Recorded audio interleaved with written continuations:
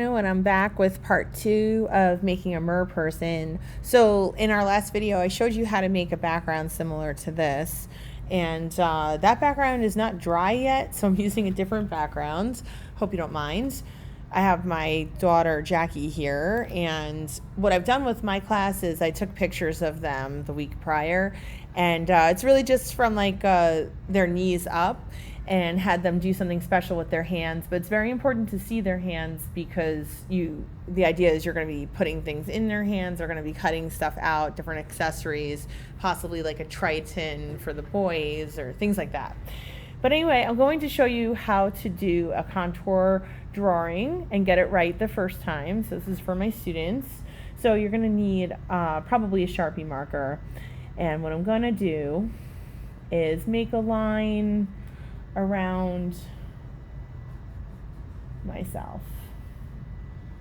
And I'm just going to, I can keep that line a little bit off of me so that there's a little bit of space in between, me and the line, or I can draw it exactly on me.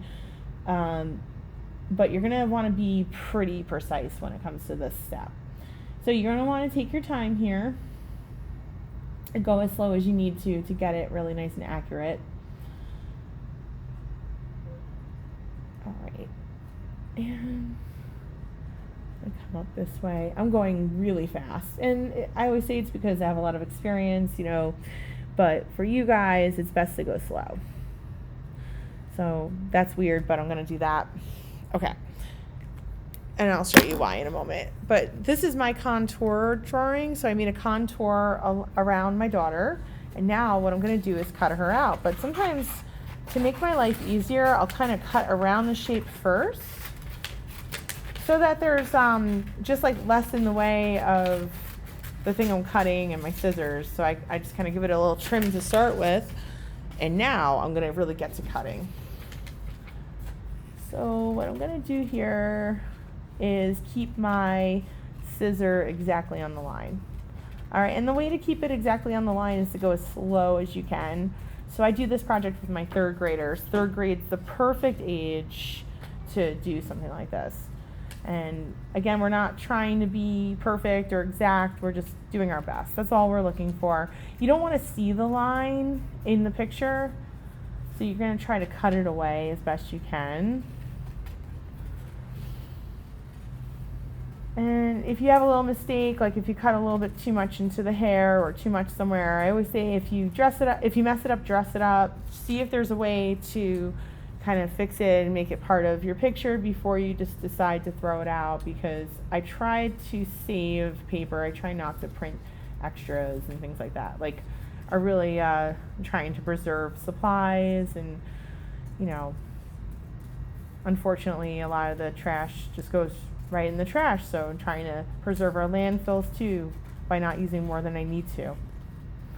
All right, I've cut out my contour of my daughter Jackie. There she is. All right, I'm not gluing anything down yet.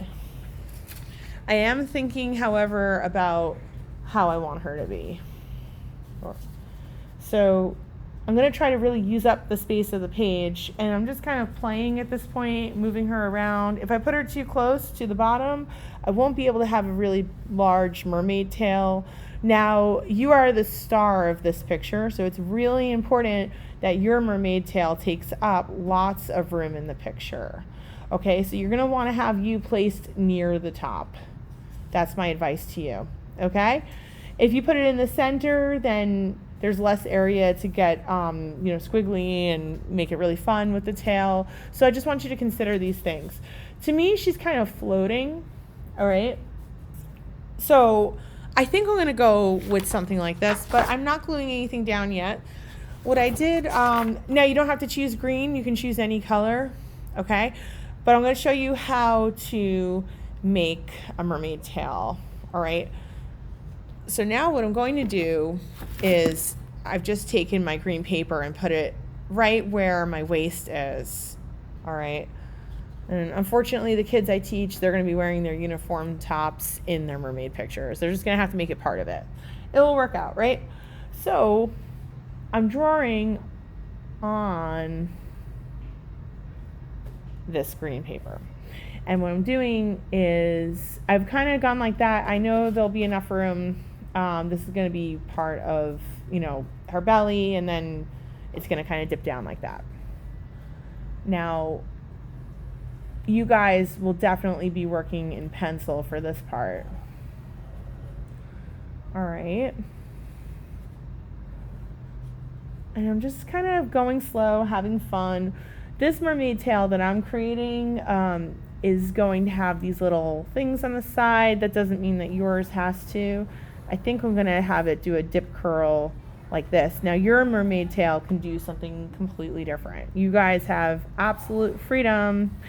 So you're going to want to, you know, make sure it takes up the space as best as you can. I feel like this comes off the page a little bit. We're going to have to work with it. Anyway, I've gone ahead, I measured. So I just want you to notice again how I measured all this. I made this come right up to her waist, okay? And now I'm going to go ahead and trim it. And then the fun will happen. We'll start to really put this together. So in this video, I'm just going to show you how to apply your mermaid tail, and I'll show you how to make the scales and things like that too. But with my students, maybe in a video, maybe not, I'm going to have them also cut out some extra stuff to put in their C. So again, I'm cutting on my line. I always say if you mess it up, dress it up. I've said it already a few times in this video. I have mess up. That's why I'm saying it. I don't like how this last little thing came out here. So you should know your teachers have little mess ups too. Okay, I fixed it up. Well, I'm going to do my best. Now I'm in a fix it up mode. Now I feel like I need to fix everything up. All right. Pretty good so far. And I'm just keeping my scissor on my line.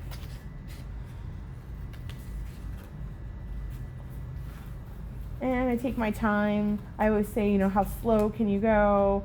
Now, of course, I want you to be focused, though. Going slow has nothing to do with not focusing, because sometimes students mistake what I'm saying when I say slowest person wins the race.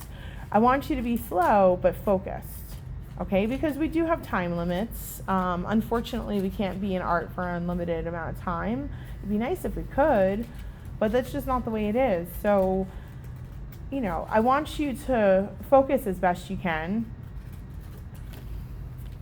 Don't get too engaged in talking as you're working. All right, I've got a lot of scraps, so what should I do with them? I've made a mess here. I'm going to, before I do anything else, I'm going to quickly throw away my scraps, because I like to work in a nice, neat, clean area. I don't know about you, but that's always my preference. Now, at this point, you could probably see where I'm going with this. All right. So, all right, I'm still kind of figuring out my placement. Look at that, that's perfect. Although I don't like to say that word too much in here because perfect really isn't a thing. But what I want you to notice is how large she is. Like, her tail is not tiny. If you've accidentally made a tiny tail, I might have you go back and fix it and make a larger one. I want for your tail to really take up the space of the page. Okay, because that's the point. You are the focus point or the focal point in your art. So now I'm going to use my glue stick here. And I find the glue stick really works better than bottle glue, by the way, with a project like this, believe it or not. I'm probably going to seal these up with Mod Podge another week, or have my students do it, just for, you know, people out there who might be using this video for home instruction, or other art teachers who might be using this video. And I'm going to measure that. Actually, I really could use it either way. Look at that. I mean, I didn't think of that at first. You know what? I think I like it this way better. I really do. Maybe, Now I'm like, I'm not sure which way to do it. I think I am going to use it. I'm going to put the glue on this side. Lots of options. So again, just getting the glue everywhere. It's kind of a tap. And I'm going to go ahead and measure this up. Get that right on there and give it a tap, tap, tap. Pretty good, not too bad. All right, so now I'm going to show you how to make your scales. I'm probably going to have you use a pencil first. You can use a marker for this step, any color. No, I've gone with more traditional. That doesn't mean you have to. I've used green with like a black marker. You definitely can jazz these up and use any colors you want. And in our next class, I'm going to have paint markers available for you. And we can also use the paint marker. So I want you to see that each bump lands in between where the last bump was.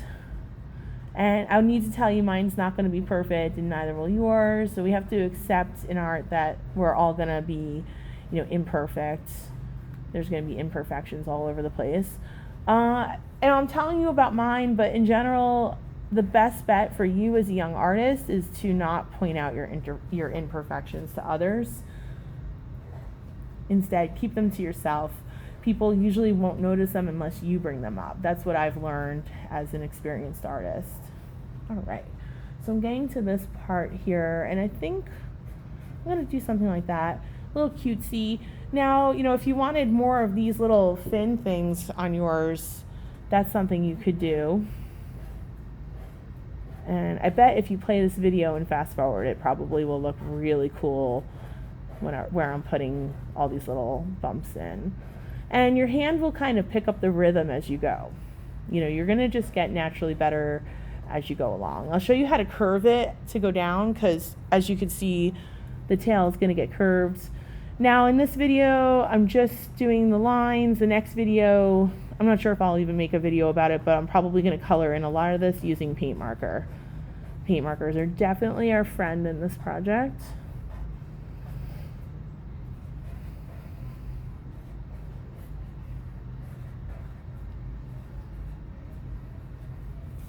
So I'm getting close to that part where I'm going to be curving. I'll just give you some little tips on how to do that.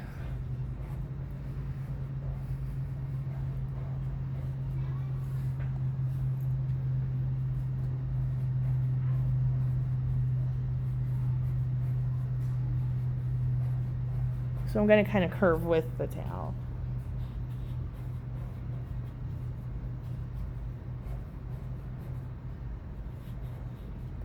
So I just want you to notice kind of like the direction change that's happening as I go here. I'm kind of just shifting the direction to kind of go along with the tail a bit.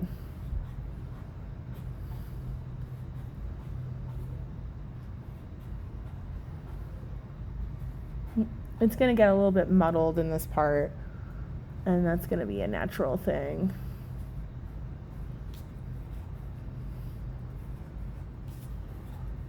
I'm getting to the end here.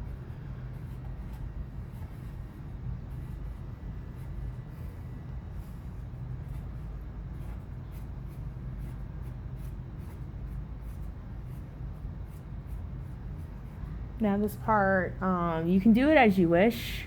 I am going to make it almost look kind of plant-like. That's just what I'm feeling. But I'm sure that there's other ways to do this. And here we are. We're at the end.